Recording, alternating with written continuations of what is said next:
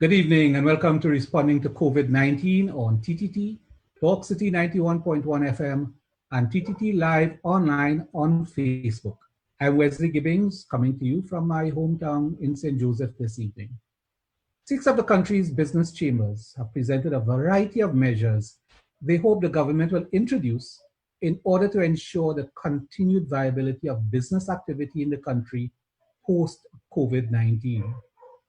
Some of the proposed measures include the introduction of a tax credit on salaries for companies who realize no profits during this period, an extension of income support to the self-employed and their employees in the informal sector, the launch of a national recovery fund, a deferral of corporation tax and value-added tax payments, and finally, clarity on the way forward in the education system.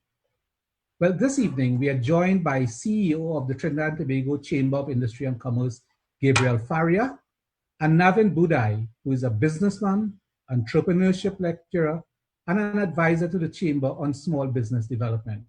Welcome to the program, gentlemen. Good evening, Wesley. Gabriel Faria, this list of proposals that's meant for the attention of the government, when you do have the opportunity to present this to the Minister of Finance, I'm pretty sure among the responses would be, where do you guys expect the government to get money from in order to run the country? What would be your response? Well, the first thing is that, as we know, the government has decided to dip into the HSF fund. Right? I firmly believe that the environment the country is in today, making a decision to access the Heritage and Civilization Fund is the right one. We have to make sure the money is used properly. And if it means instead of 1 billion, we need 1.5 billion, it's better we do that than to have to resurrect organizations that have died. It's a lot harder to resurrect the dead than to keep something alive. Navin, how do you see it from your standpoint, as someone that are concerned about the small and medium enterprises? Well, Wesley, thanks for having me on your program. I think when we have to look at the challenges faced by the small and medium-sized businesses, I think they are not similar and can't be treated similarly to the larger businesses. A lot of them still fall in what we call the informal sector, meaning that they don't have bank accounts, or many may have bank accounts. They may or may not have registered companies as sole traders, etc. And their needs are a bit different. Honestly, while we have heard a lot in terms of the HSF, as a small business, micro business owner, I am not sure how that's going to impact me in terms of going forward. So yes, I agree. We're in a time where we need funds. I think there are different economists with different views. But from speaking on behalf of the small business sector, we want to know more in terms of what could be done in terms of any kind of stimulus plan. Certainly, we want to see business prosper in Trinidad and Tobago. The small business sector is largely driven by confidence in the economy. And that is something that we are not seeing. Not sure how we're going to get out of this. I don't have the answers. But I think coming out from what Gabriel said there, accountability for spending of that HSF funds, those monies is key in terms of bringing back that confidence. Now, Gabriel, none of these segments of the business sector exist in a vacuum. The large businesses and medium businesses, they provide employment, they create wealth, they generate revenue, they help to circulate money in the economy that would flow in the direction of the small micro businesses. That's where they get their consumers from. Their consumers come from employees and some of the larger enterprises and so on. So none of them exist really in a vacuum. The approach of the chamber appears to be set for greater attention to the bigger establishments. Explain to me how you see that having a resounding effect or impact wider around the national economy. So, Wesley, what we have been looking at, the first thing I said, and I want to reiterate it, is we need to look at the compliant taxpayers in the country first. These taxpayers have been funding this government and prior governments for 10 years, when those governments absconded with the VAT refunds that they did not pay back to the private sector. And I think we first need to ensure that those compliant businesses, however small they are, must be taken care of. We are not advocating on behalf of the conglomerates and the multinationals and the banks. We're saying that tier in the middle, and Navin talked about the micro. We're really talking about the small and medium. Somewhere between maybe over 3 million, under 20 million, somewhere in that zone, that will be paying taxes, will pay NIS. So that's our first port of call. I want to recognize that the micros need support. Micros need support, and that requires a different effort. Yes, which we're going to spend some time with Navin discussing. But among the things that's being proposed by the chambers is the deferral of corporation tax and value-added tax payments. Now, there's a bit of irony there because the VAT situation, as you've just described, I mean, there has been a deferral of payment of VAT refunds. So in a sense, there's a certain kind of justice, you want to call it that, from your standpoint? I wouldn't call it justice. I think the last two, this government and the previous one got to use, got an interest-free loan from the private sector for probably 10 years where no interest was paid. What we are asking for is to defer the VAT for small businesses. We're not talking about the banks. We're not talking about the conglomerates. For those small businesses, give them a deferral. I spoke to someone today. They had to borrow money from their parents to pay NIS. The businesses that we're talking about are on their backs. They're being closed for what's going to be a month. We ask them to keep their employees employed.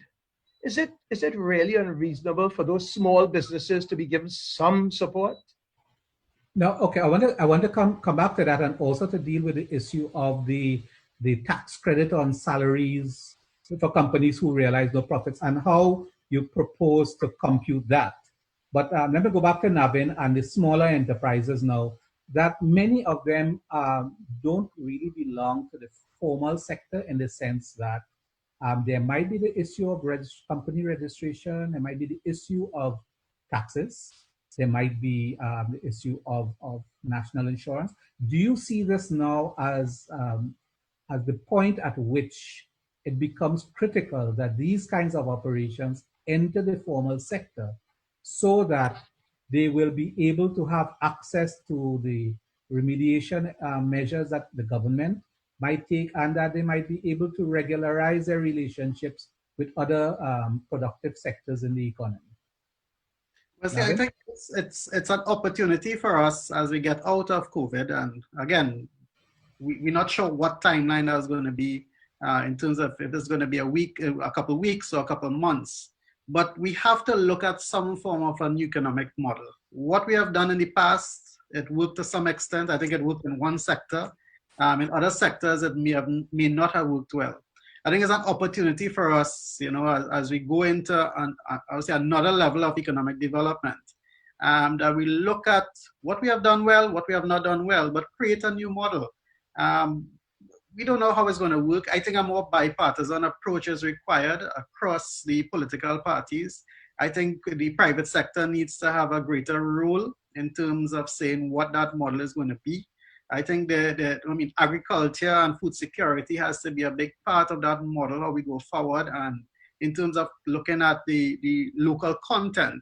So I think there's a lot of things there that we need to look at. Now, small and micro businesses benefit from consumers. If consumers don't have jobs, we won't benefit. We can't grow.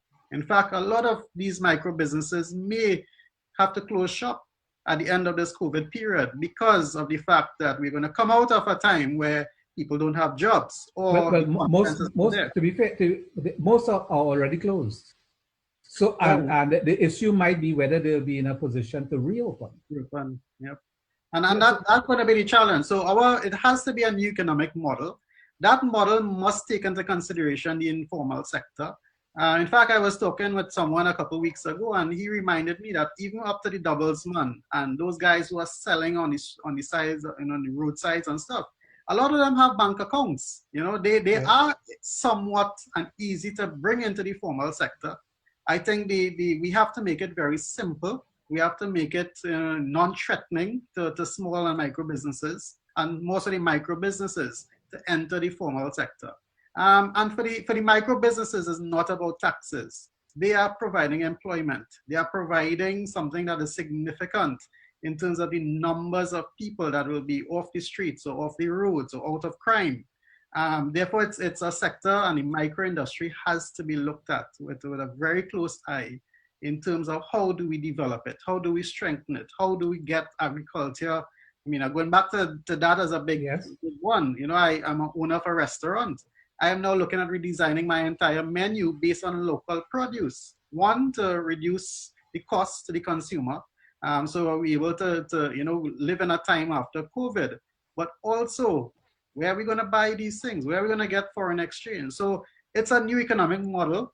We have to look at what other countries have done and done well to get the informal sector and be part of the economy. Because we are seeing now, we have a lot of government grants. You're being asked for your NIS numbers and, things that a lot of those persons who are employed in the micro sector, they don't have. So we really need to rethink what we have been doing. And which perhaps they should have, because Gabriel would probably agree that the formal sector, in a sense, carries a disproportionate part of the burden. Hence the shopping list, the wish list presented by the chambers. So, Gabriel, we were talking about the tax credit related to salaries. How do you see that working? What kind of arithmetic is going to come into play there? We put a recommendation in our release, but really and truly, what we need to do is sit together with the Minister of Finance, with the Minister of Labor, with the Minister of Trade, and identify what can work. What does the government have the capacity to deal with? What we have really done is we have created an incentive for people not to work. In other words, we have gone into a mode where we say, if I had 4 employees and I was thinking I could try to keep them employed, it was easier to say, go home, the government will give you $1,500. And we have grown up for 50 years or 100 years with the government giving. Why doesn't the government focus on making people stronger, making businesses stronger? So this concept of support for payroll can be designed to identify that we make sure that people earn a certain minimum, and that burden is shared equally between the private sector and government, and it's for businesses that are closed or businesses whose income have declined by more than 50%. So we can sit down and work the formula out. We are not locked in to this is how it must work. We are locked into let's keep people employed, let's keep businesses open, let's keep them alive so that we don't have to make them reborn after COVID. If we could just get them through these 2 or 3 months. When a company has a capital structure that it can say, I'm going to go to the bank and borrow money, it's a completely different thing. Some of these businesses are working cash week to week. Yes. When they now have to pay VAT or corporation tax on last year's or on last 2 months' sales, they have spent that money already on salaries for March. They have spent that money paying rent. So where are they going to get the money? And that's all we're saying. That it's so much easier. What the government has done today, it makes it easy for a business to lock its doors, walk away, and we're going to have 1,000, 2,000 less businesses in a month or 2 months' time.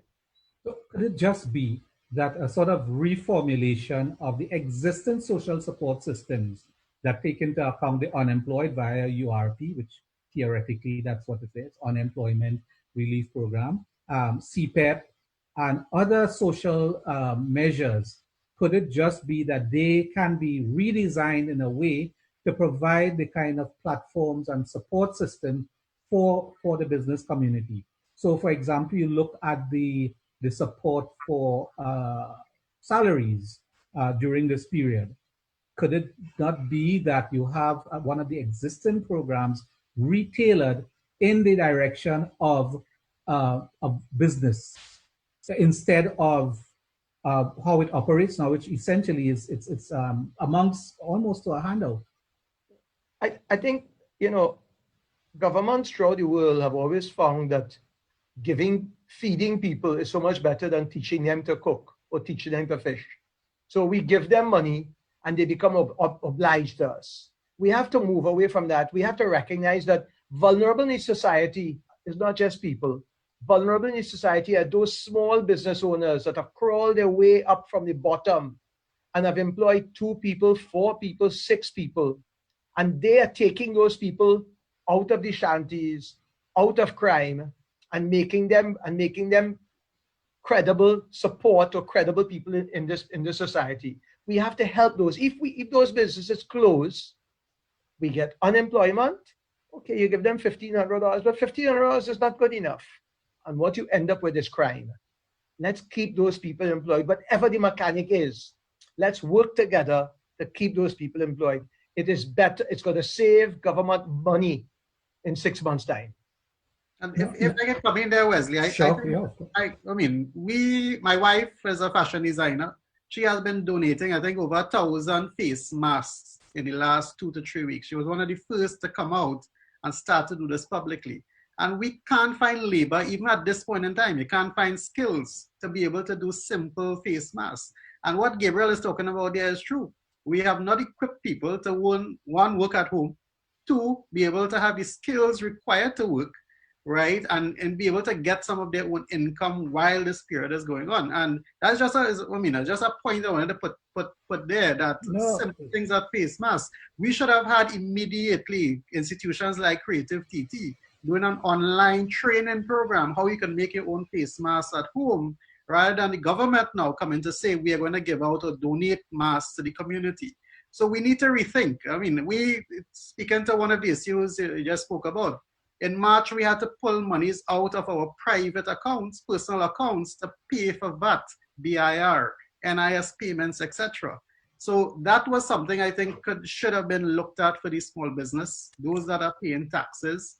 It was tough to pull out. Thankfully, some of our landlords was not that bad in terms of dealing with us in terms of rents, but some of them have not been, and I've known quite a few of my colleagues in the business sector, small business sector, having to pay full rent, and they said, well, when you close, you will pay no rent.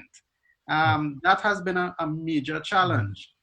Just final thing on the aspect of these social development type projects like CPEP and URP. I think those are very short-term projects. They have to be looked at in the shortest possible terms. We cannot be spending a heritage and stabilization fund to fund social development and social type projects like that. We need to get people correctly trained. I think the education system, Gabriel spoke about it in his release today, that we need to rethink what we are doing at the education and training sector. I think we need to spend more time right now on training people, getting them into the right jobs. I was there when we created the MUST program at the National Training Agency. And the attempt by Prime Minister Manning at the time was to get people in jobs, but training at the same time, so that they're able to both get skills, get qualifications, and have earning based on the construction sector needs. So we need to really think about what we are doing and make sure that when we do these things, it's very smart. Now, I know Gabriel wants to come in, but we're going to take a break now. And when we can come back, we're going to stick on this subject. And we're also going to take a look at the micro sector in a little more detail. So we'll be right back. Stay with us.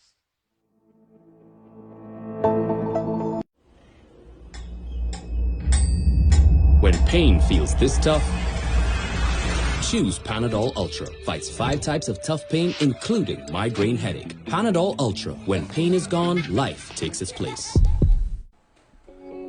There are lessons on TV. There are lessons online, and then there is a complete educational system that can transform your home into a safe, interactive virtual classroom with video-based lessons to keep your child's attention, wall charts for quick reference, flashcards to improve their visual memory, reading books to let their imagination grow, board games for learning while having fun, parental guides so you can help them learn, erasable writing mats for continuous practice, and workbooks to help them focus and stay on task. No internet connection required, nor does your child have to be online to use these educational systems. Call us now and receive a free Kindle Fire with your purchase, or if your child has a tablet, contact us for a software and workbooks version. This offer is for a limited time only.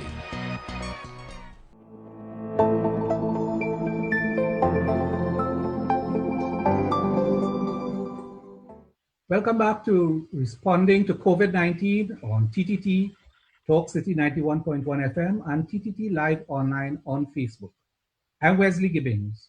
This evening, discussing the way forward for the business community at all levels in the post-COVID-19 period. With me online are CEO of the Trinidad and Tobago Chamber of Industry and Commerce, Gabriel Faria, and Navin Boodhai, a member of the Chamber's Business Insights Committee. So Navin, perhaps you can continue on the point at which we left. No, well, I was talking about in terms of the small business sector and, looking at how we develop new types of skills to drive new types of economic outputs. I think we need to increase economic output as we go forward. Post-COVID, we need to look at our skill sets, our education system. So that's where we ended up last time, that we need to look at what are the areas we want to develop as an economy and basically spend our heritage and stabilization funds in terms of education, because I think that's one of the ways to take up a lot of the labor force and keep them occupied as we go into a period where jobs might be lost. Persons will need training at the micro level in terms of, developing even, a lot of these, we're talking about loans to the banks, low interest, no interest. But which micro business has a simple thing as a business plan? Who could do a simple financial spreadsheet? So those are areas and efforts that we need to make. I'll be honest to say, I think over the last couple of years, we have not had governments having a very pro-business approach, certainly at the micro and small business levels. We have not seen the type of policies that are required. I think Gabriel may remember this. I think it was in 2018. There was a new business development. Was it a proposal or program with $50 million allocated to support 500 novel industries or businesses? Today we are dealing with a novel virus. One virus. When we could have been creating 500 businesses, that one virus is going to cost us more than creating those types of businesses that would have been more sustainable carrying us in the future. So we're going to have a lot to talk about in the future, but the challenge is there. And I mean, it's going to be a tough time for the government to think this thing through. But on the small business side, it's going to be, I think, a very tough experience. And also quite a challenge for the business community, Gabriel, in terms of coming up with ideas, novel ideas, to use that term again. And also, I think having a reformulation of the way in which business is conducted.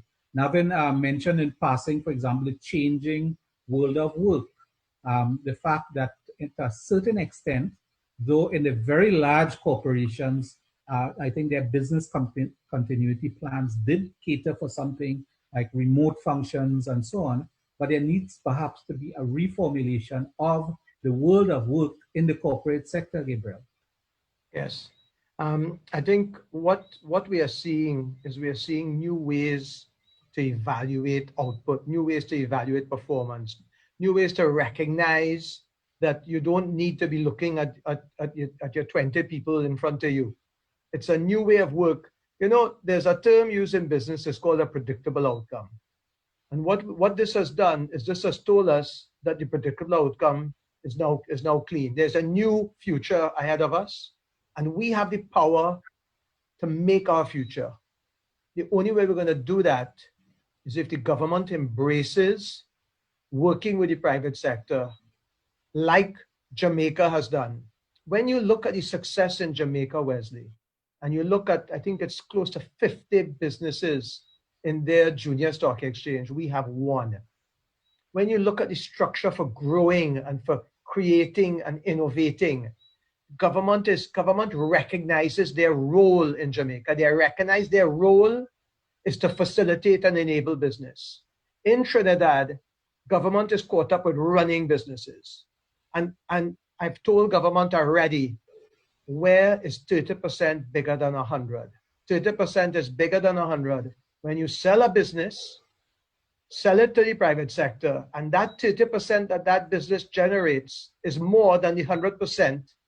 And you know, a good example is the studio we're operating out of today.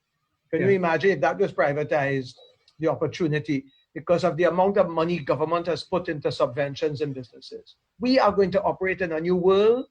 The private sector is ready. Let's do this together. Yeah, and well, when you talk about the studios in which we are operating, we're all three of us operating out of home. and which tells you that, in a sense, there are a lot of things that can work that we had not given thought to in the past. Now, I am even seeing that in delivery of some of the social programs that are being introduced now at the level of the state. For years, we've been told that online transactions are so difficult. We need legislation. We need a whole new setup internally. We need to reformulate the public. But it's now there, you know, for the salary support mechanism. A substantial amount of that transaction is now online. I mean, lacking a one or two, I think it can be tweaked. Those of us who operate in the private sphere would know that there's a lot more possible. But isn't the same signal being sent to the private sector as well? Yes, but you know, we have a Champions of Business Awards at the end of the year, and two businesses that won the awards recently in technology. They're less than 5 years old, and they are already operating in multiple markets throughout the region because they are boundaryless, they're disruptive, and they're breaking the mold of what a business should operate as. And what I can assure you is that the Trinidad business community is ready to take up the challenge. What we need is to have an enabling environment. You know, when you look at our competitiveness and index, and you look at the ease of doing business, we know where Trinidad sits. Let's work to make this work to our benefit. I remember when you have legacy assets, and TTT has legacy assets, and today we are creating a show, and each of us are sitting in our homes. We didn't need those legacy assets, right? So they actually are liabilities though. Now, Navin, when you talk about an enabling environment in the sphere of business, when it comes down to the smaller business sector, the incentives and the arrangements that are required to be put in place have a different flavor. In my newspaper column today, for example, I raised this issue from the context of the legitimacy question. For some reason, the small and micro sector in Trinidad and Tobago suffers from a problem of legitimacy and even a level of recognition, such that both local and central government pay very little attention to their requirements and the kind of quote-unquote enabling environment that they require in order to thrive. How do you see that particular dynamic in terms of an enabling that environment for the small and micro business? Right. So, Wesley, no one, I think, honestly, I'll be honest to say, don't think anyone goes into business to remain at a micro level. They need facilitation, they need training, they need support. And I think when we look at the ecosystem that we have developed, when we look at the institutions, both the quasi-public sector institutions as well as the NGOs, I think we all have to take some fault in terms of allowing micro businesses to remain micro for a long period of time. So someone will get in, yes, you know, there will be a short-term period where you want to put a stall in front of your house and sell vegetables or sell doubles or burgers on the side of the road. No problem with that. But how do we take those businesses and channel them to develop and grow their efforts? And I think that's where I think the Careeries of the world, the NEHRs, NEDCOs, we need to rethink what these institutions have been doing, if they have been relevant then, and if they are going to be relevant after COVID. So when you look at that institutional framework that we have to develop to support the sector to become, we can't fault these businesses. What we have to fault is the system where they exist in right now, because the system doesn't give them, I would say, the opportunity and ease of opportunity to go and register a company still in Trinidad. Takes weeks. It takes 2 weeks to get back, to find out if your name is okay, and another 2 weeks, etc. We should not allow those types of, that ease of doing business, make it more and more difficult for that micro business to become part of the formal sector. And during this period, we are showing where in a highly mechanized environment, these things can be done within a relatively short space of time. Now, we can't possibly have this discussion, Gabriel, without looking at the future, life after COVID. What kind of life does the business community see for itself post-COVID-19? Well, there's a new world order. The reality is that the future is not going to be an extrapolation of the past.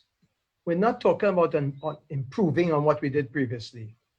What we have to really do is constructively disrupt ourselves and understand the importance of building a sustainable world going forward. We have to leverage technology and enable new ways of working, where we could look at where hygiene, healthcare, and the environment are going to form the nucleus of what we do. I am optimistic, Wesley, that we are going to come out stronger and better equipped, understanding that we have to embrace new ways to do things. And I know that our ingenuity will help us to win this battle. Today, outliers are few, but I tell you now that what's happened to us today is going to create a whole new birth of outliers. What we have to do is create the ecosystem, as Navin said, to nurture and take these business from concept to market, provide training, mentorship, and funding for them. The TNT Chamber actually launched earlier this year something called Chamber Scale Up, which is to drive mentorship, drive angel investment to support these startups. And we also have to change our regulatory and legislative environment.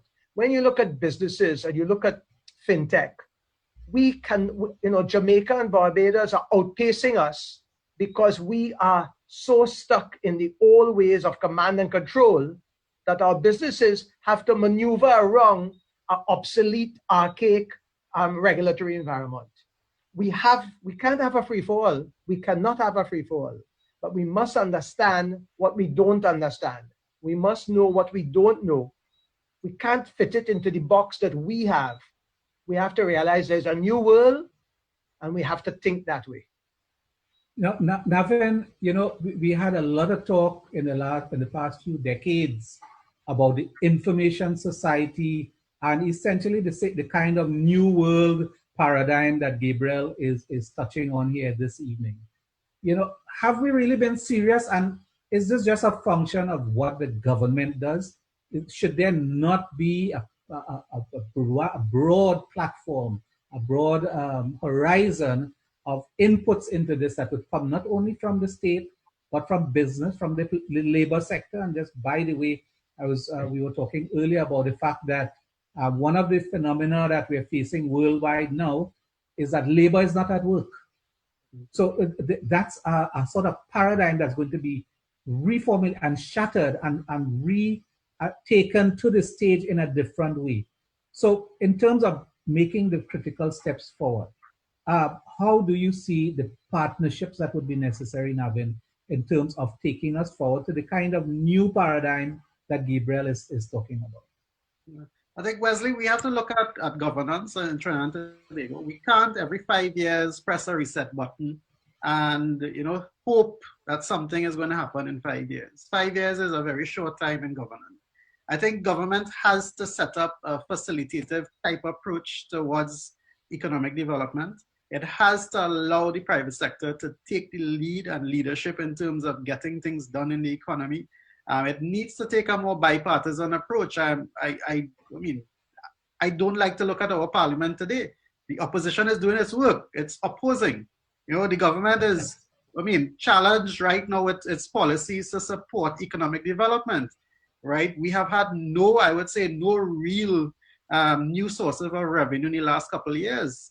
And how are we going to get out of that? And now the problem is going to be a private sector problem. How are we going to deal with it? It has to be private sector driven and really facilitated by the government. My other hat that I wear is in the education sector. And I would say there's a silver lining there behind those dark clouds. And in a very, very short space of time, and thankfully with the University of the West Indies have been putting in the technological frameworks to do it, we are now planning in the next couple of weeks to have basically all students having the opportunity to do not only online learning, teaching and learning, but also online exams and online assessments. And I know that I happen to know that that's a sort of immediate concern that's going to kick in sooner rather than later. Yes. We're going to go to a very brief break now, and we'll come back for your wrap-up statements in terms of the way forward for business in Trinidad and Tobago post-COVID-19. So we take a break now.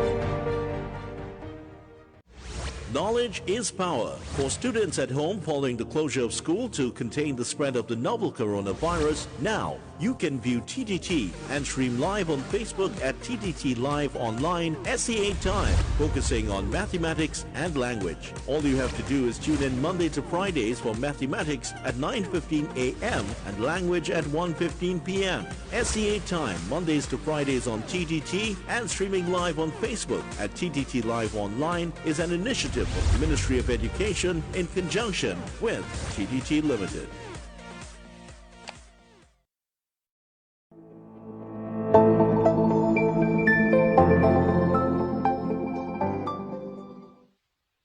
Welcome back to Responding to COVID-19 on TTT, Talk City 91.1 FM, and TTT Live Online on Facebook.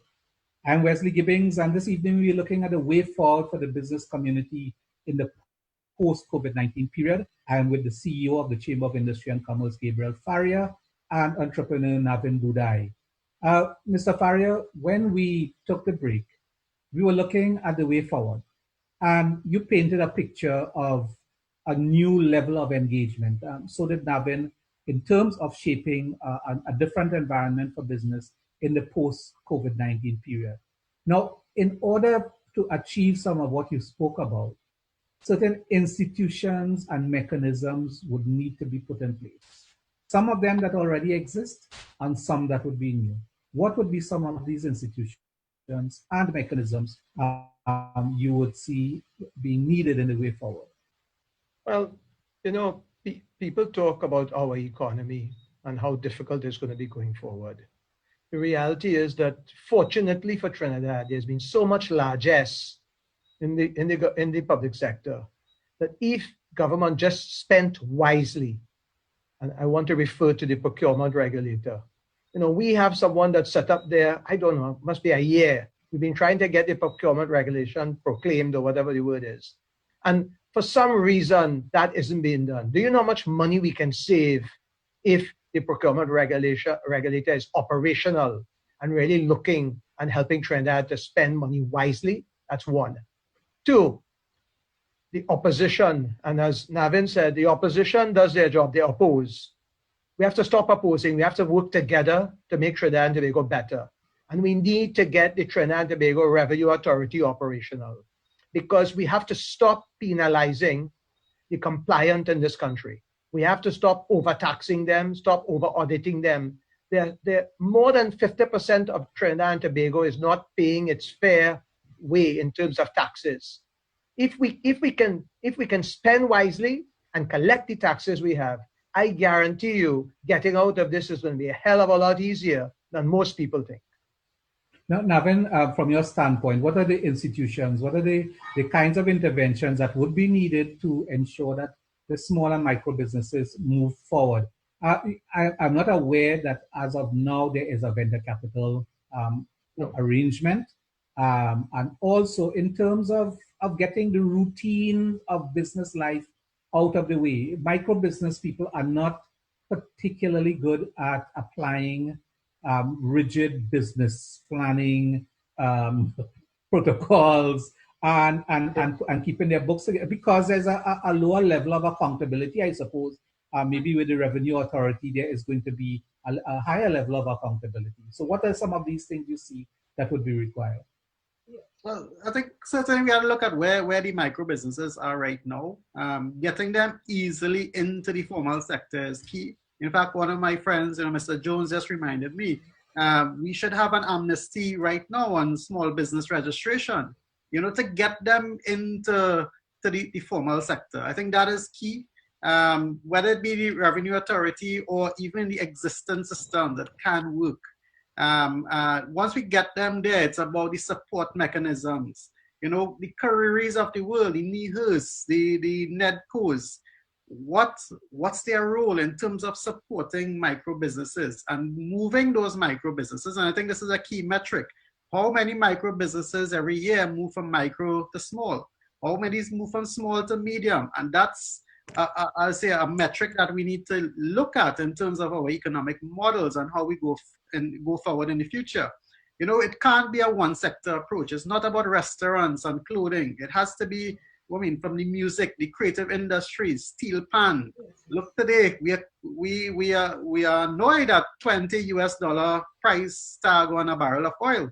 Do you know that an empty barrel, that same barrel that holds the oil, can be, sold for 10 times or 100 times the price, right? When it is made into a steel pan. And so we need to rethink. We need institutions to look beyond what they have been doing.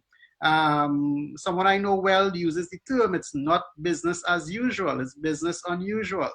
Coming out of COVID, from the chambers to government institutions to private sector companies, I think we all need to look at how we do everything differently. It's a place to start, and then we look at. Gabriel, you have the last 30 seconds.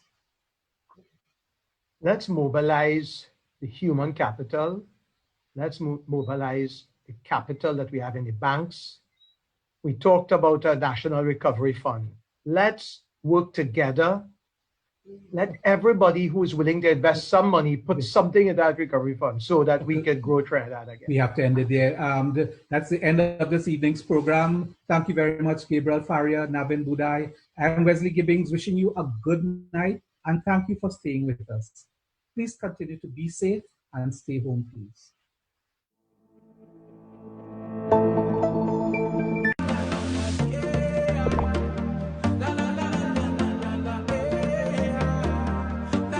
This is